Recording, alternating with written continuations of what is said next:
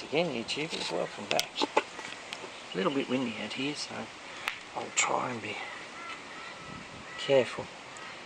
What you can see here is the sump on the EJ25, and that probably shows a little bit better. The dint in the bottom of this. Look at that.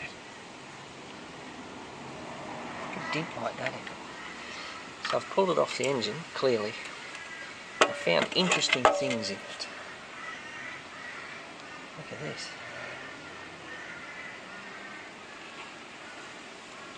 It's metal.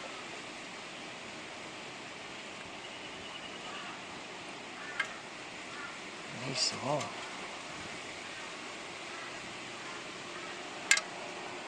Great. And if you put your hand down into here, look at it. Look at that.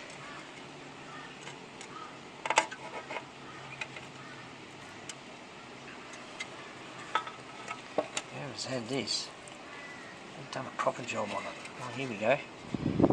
Oh, look at that. That's what you want to see in the bottom of your engine. Nice. Ah, that's disgusting. Just disgusting. Properly trashed it, they have. Wasters. Anyway, that'll probably explain the rod knock that they were telling me about. Who knows?